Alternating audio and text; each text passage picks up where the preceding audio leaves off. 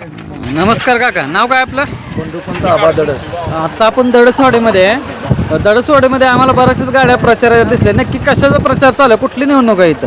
इथं आता जिल्हा परिषद आणि पंचायत समितीची निवडणूक आहे. ओके, मग आता जिल्हा परिषद पंचायत समिती निवडणूक चालू असताना दडसवाडीमध्ये कुठल्या पक्षाचं जरा नाव जास्त यायला लागलं चर्चेत? तर सध्या आता काय झालंय, भाजपचं वातावरण ज्यादा आहे आणि ग्रामपंचायत भाजपची असल्यामुळं इथं भाजपचं वातावरण ज्यादा आहे. ओके, कुठले नेते आहेत भाजपचे नक्की उमेदवार इथं? भाजपचे नेते आहेत आमदार गोपीचंद पडळकर साहेब, रामानंद पडळकर साहेब आणि तालुक्याचे आमचे नेते अमरसिंह बापू देशमुख यांच्या अंडरखाली भाजप तालुक्यात चालू आहे. भाजपमधनं कोणता उमेदवार उभा आहे जिल्हा परिषद पंचायत समितीला माहिती कलापा आहे का? दादू कुठे जिल्हा परिषदचा उमेदवार आहे. हां.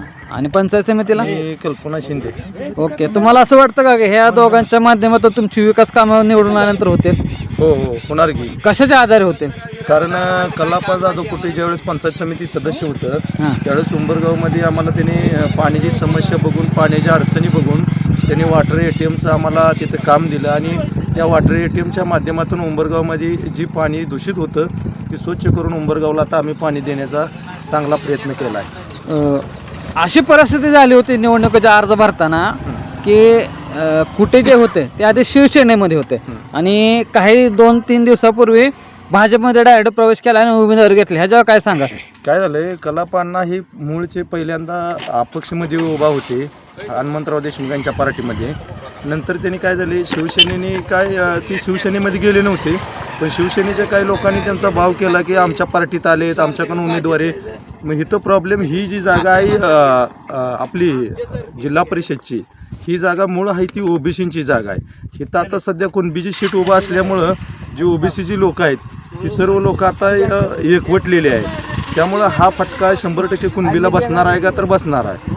ओके, फक्त दडसवाडीमध्येच एक वोटले का पूर्ण जिल्हा परिषद गटामध्ये? मतदारसंघ कवठळे असेल, तुमचं पुजारवाडी असेल, देशमुखवाडी असेल, दिगंची असेल, विठलापूर असेल, आवळाय असेल, पळसकेला असेल, राजेवाडी असेल, लिंगेवरी असेल, उंबरगाव असेल, ह्या सर्व गावामधून भाजपला चांगल्या मतानं लीड जाणार आहे. किती मतं घेतील तरी अंदाजे? ह्यामध्ये भाजप 70% चालेल आणि 50% 30% शिवसेना राहील. कारण काय झालंय, ओबीसीची मूळ जागा असल्यामुळं लोक नाराज झालेले आहेत. ओके, ही नाराजी कशातून व्यक्त करतील मग लोक? ही आता डॉक्टर बाबासाहेब आंबेडकरांनी जो मतदानाचा अधिकार दिलाय त्यातनं ही करतील, लोक मतदान करून धावतील. ओके, चालतं.